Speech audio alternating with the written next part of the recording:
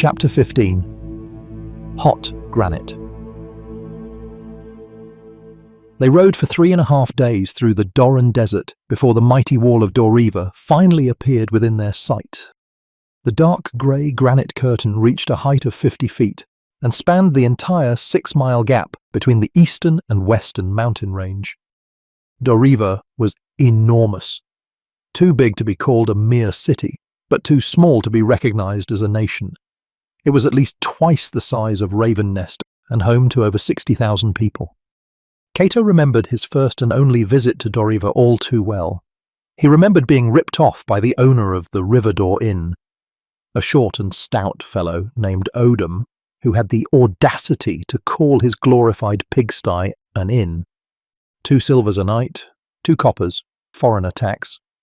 It still angered him when he thought about the price, especially because he had to pay in advance, and even more so since he didn't even get to spend the night there. He could still smell the cobbled streets that assaulted his nose with a pungent cocktail of piss, sweat, blood, vomit, and tears. Oddly enough, the stench brought him back to Moonshield, which was actually quite comforting if you really thought about it. Nothing about his actual experience in the alleyway should ever be counted as pleasant, however. After being ripped off by Odom, he went halfway across the city to a tavern called Your Mother, where he spent the better part of the evening getting shit-faced on a locally distilled liquor the locals simply called the sap. He had no idea what he was pouring down his throat, but the taste of the sap was interesting enough for him to keep on drinking. He remembered having 3 shots in succession, but lost the tally pretty quickly afterward. He vividly recalled gawking at the vast hordes of prostitutes as he drunkenly waltzed his way back to the inn. Men and women in all shapes, sizes and colours, prowling the gritty streets of Doriva like gangs of feral cats. He remembered being pulled into a narrow alleyway by 3 women who may or may not have been attractive.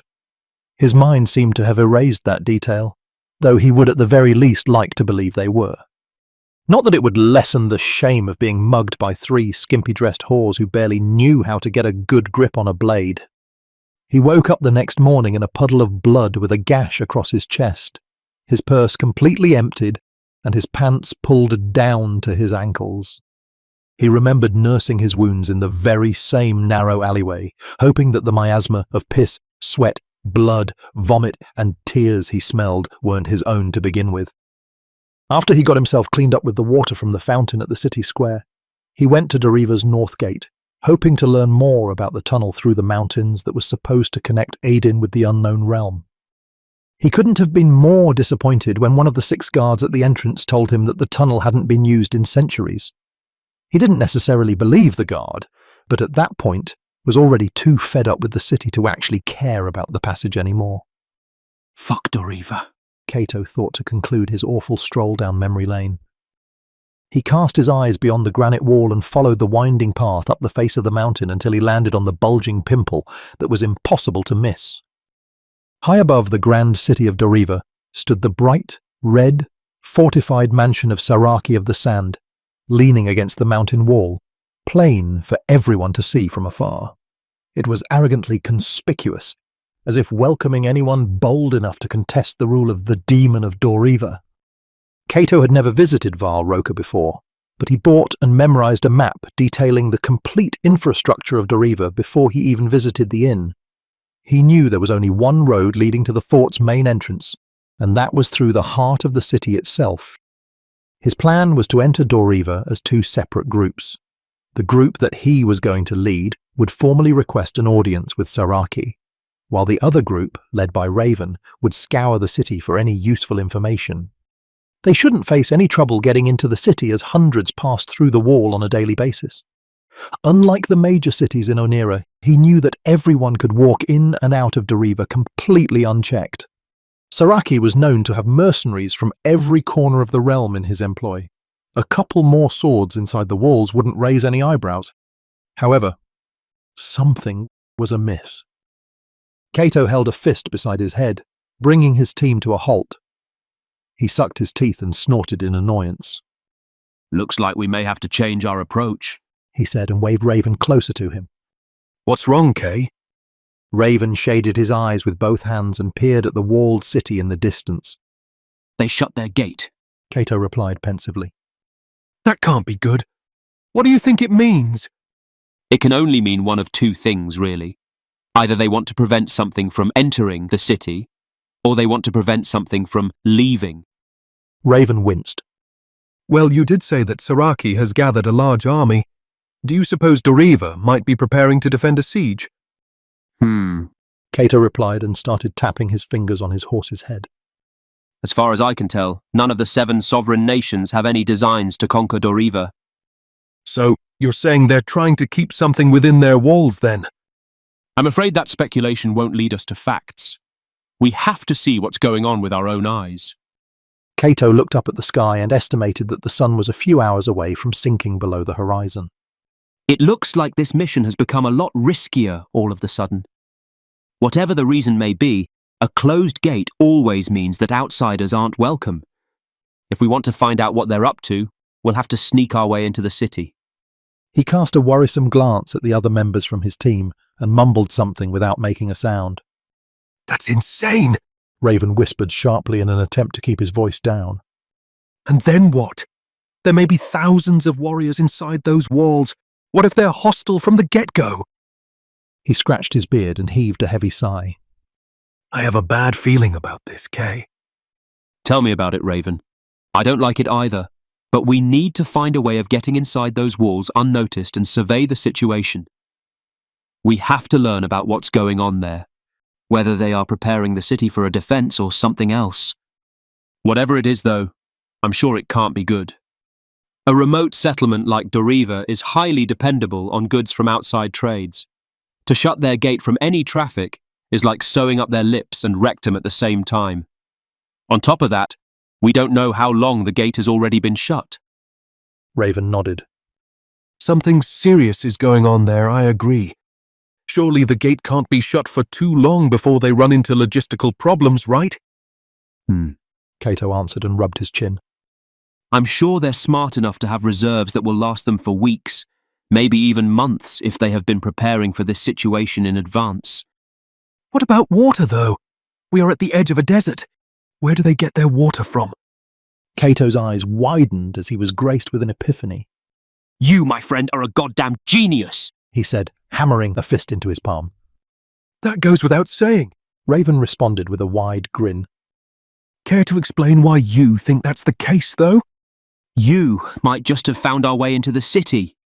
Cato wrapped his arm around Raven's neck and pointed at the mountain range to the northwestern direction.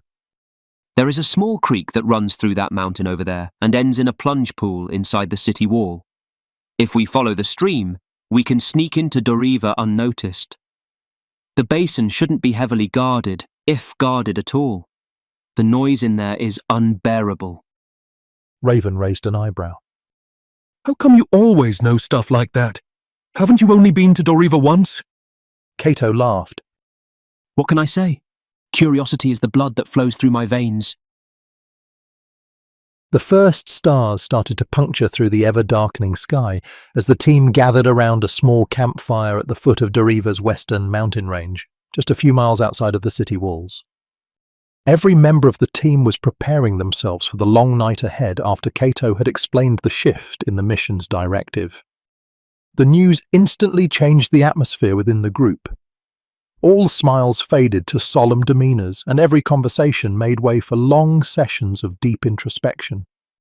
Everyone had their own sets of rituals to perform in order to get themselves ready. Cato was staring into the flames of the campfire through pensive eyes. He still had a decision to make regarding their approach. The mission had already shed all possibilities for a diplomatic outcome before it even began. The sealed gate meant that a dialogue was definitely off the table. For whatever reason, Saraki didn't want outsiders to see what was happening inside the granite walls. The mission shifted into a covert operation, something Cato hadn't counted on when he assembled his team. He glanced at Jada, who sat across from him on folded legs with her eyes closed. Her pale skin almost seemed luminescent in the light of the flames. I'm glad you decided to join me on this mission, Jada Graveheart, he thought and took a deep breath. I know you don't necessarily like me, but you have never given me anything less than your absolute loyalty. You showed your doubt about this mission, and yet, here you are. You truly are one of the few people I can always rely on. You are a remarkable warrior and a fantastic teacher to Rain. Everybody in Serenity Hills looks up to you, and rightfully so. You wield the power of a goddess and understand the responsibility that comes with it. But why, oh why, do you keep hanging around that goddamn idiot? He shifted his eyes to the scruffy weapons expert and sucked his teeth. Yes, I am indeed talking about you, Peyton Falstar. Peyton had spread his entire arsenal on the ground for his daily inspection. He glanced over the collection of weaponry and nodded with great satisfaction. Ah, my darling, ain't none like you out there, he said, holding his falchion above the campfire, just slightly out of range from the licking flames. My dearly beloved, my perfect imperfection. You ain't fancy, you ain't remarkable, you ain't irreplaceable. Shit, you ain't even purty. But let me tell you something, aight? Neither am I. Put us together and we be golden, baby. They say you ain't worth more than 5 silvers, but they don't know shit, do they? Ain't nobody seen what I seen. Put us together and we be having the gods whimper. I do admit, Cato continued his musings as he observed his uninvited team member. your skills may just come in handy now that the mission has changed. 7 throwing knives. Peyton continued with a grin on his face. Yep. That's 7 kills on a single belt. He lowered his head and gave each of his knives a kiss. Good night, my beautiful babies. Rest now. Papa will pick you up come feeding time. Despite your general creepiness, you do know your shit regarding anything sharp. Too bad it doesn't include your wits. We're going for a stealthy surveillance here, you fucking moron. Not a goddamn bloodbath. Cato sighed, but quietly enough so that he wouldn't disturb any other members from his team. Just stick with what you're good at and keep your dumb lips sealed. You're holding back Jada and you're a bad influence on Rain. He turned his attention to the young blonde who seemed to have lost herself to the hypnotic dance of the flames.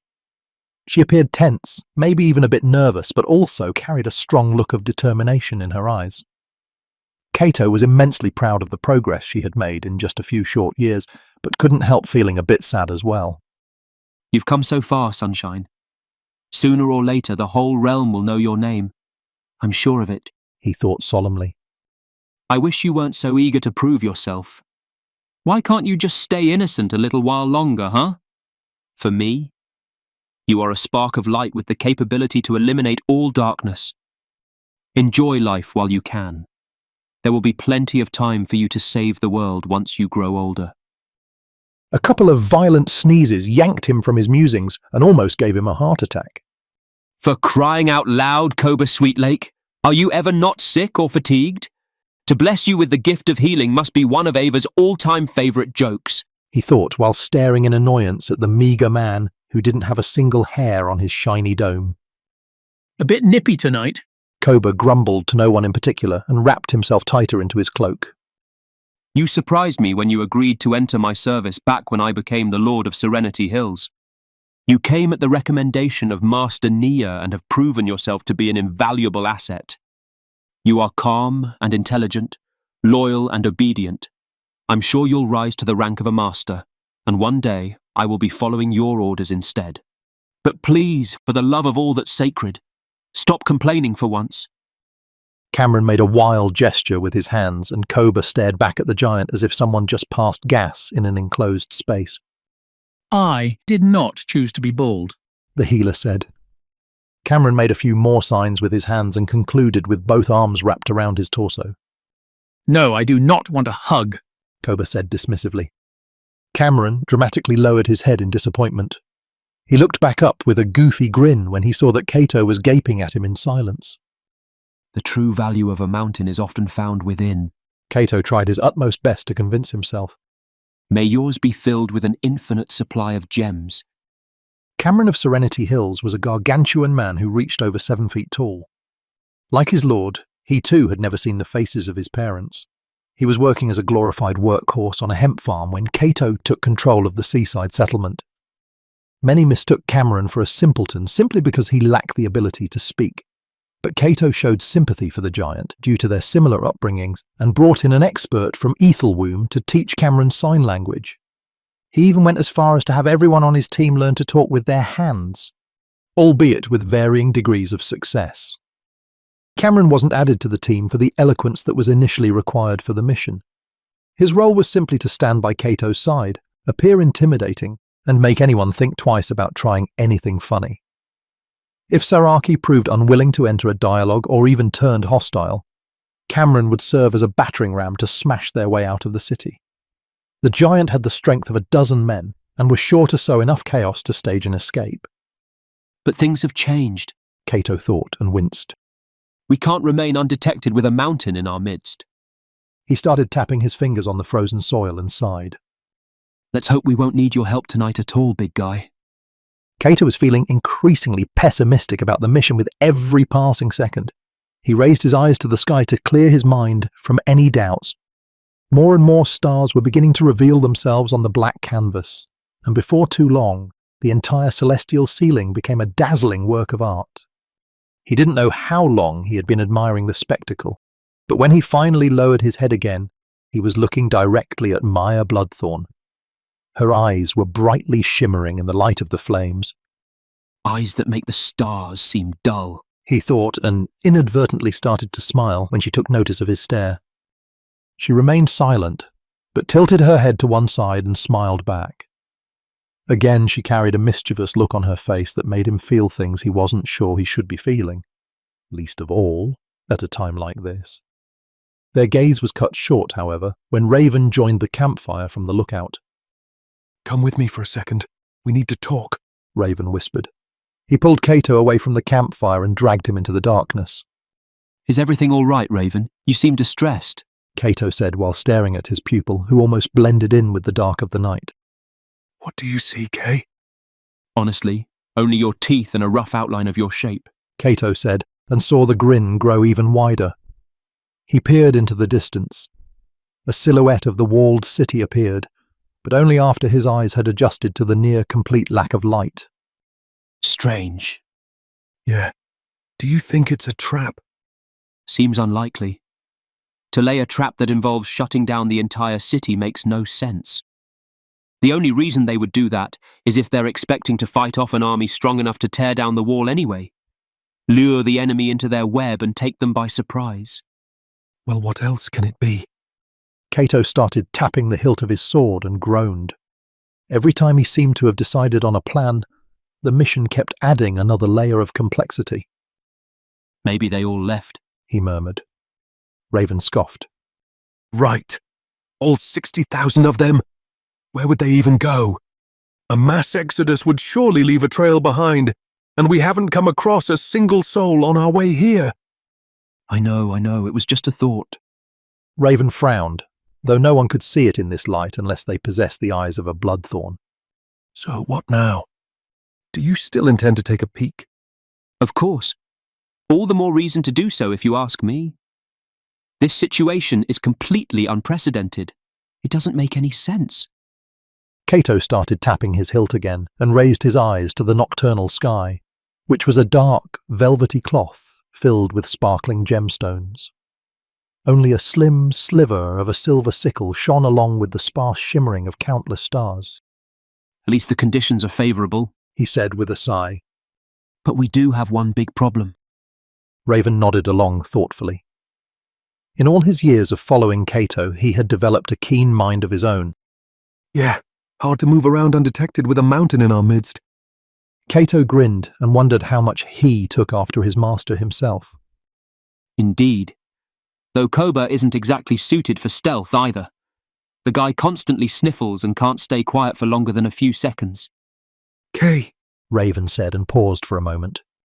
Let me infiltrate Doriva on my own, minimize our risk that way. I'll find out what's going on inside the walls and report back to you as soon as I can. Cato rubbed his chin and gave the proposition some thought. No, he said. Too many unknown variables. Kay, come on. You know I can handle myself. Trust me. Trust has nothing to do with it, Raven. You know that. Doriva is a gigantic maze if you don't know where to go. Every street looks the same. I know for a fact you are very well suited to wander around the city without being seen, but one set of eyes simply isn't enough to make a proper judgment of the situation. I'll take Rain with me, Raven said, and immediately raised a finger to prevent Cato from speaking up.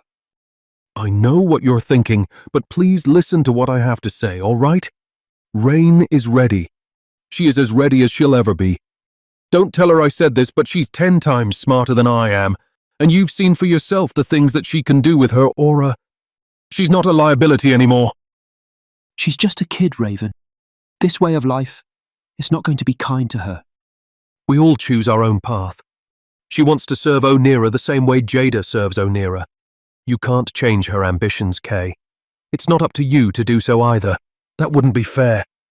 You will have to give her the chance to prove herself sooner or later. She may have to get blood on her hands. With all due respect, how old were you when you made your first kill? Raven immediately dropped down on one knee and lowered his head. Apologies, my lord. I spoke out of turn. Don't be ridiculous, Raven. Get up. Cato said and hoisted his pupil back to his feet. You never have to apologize for speaking your mind in front of me, but do not misuse my past just to win an argument. Yes, my lord.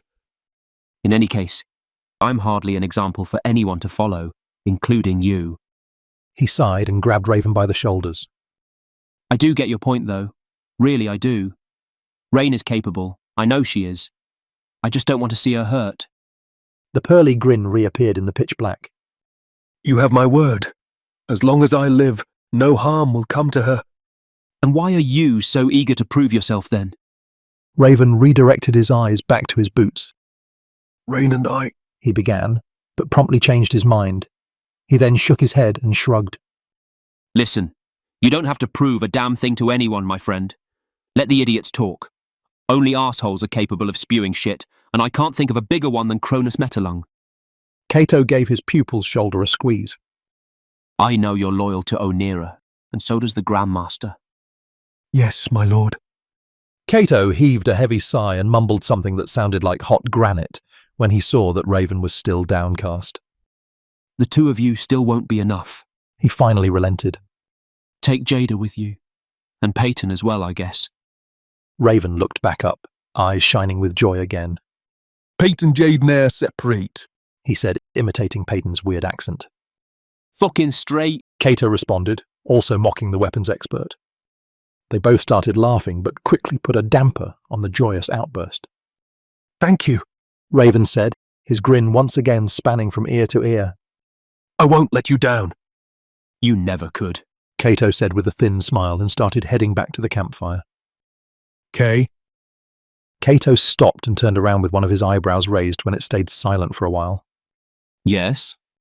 Permission to speak freely, my lord. I thought we already were.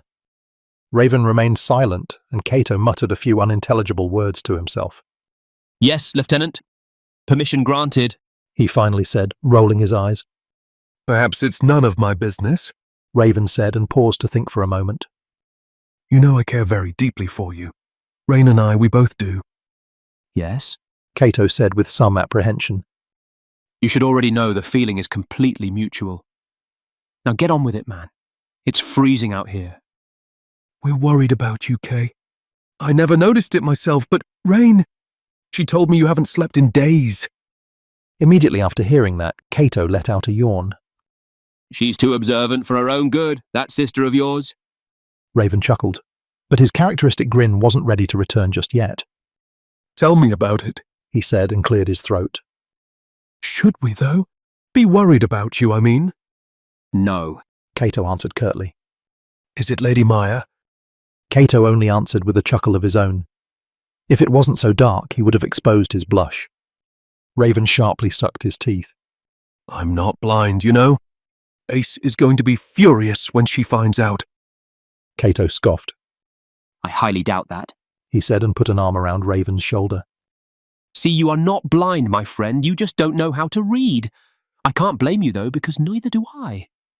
He spread his free arm across the sky in an arch. Apparently, it was already written in the stars. Cato Knight and Aisha Celestine were never meant to be. Kay. Nah, I'm fine, Raven. You don't have to worry about me.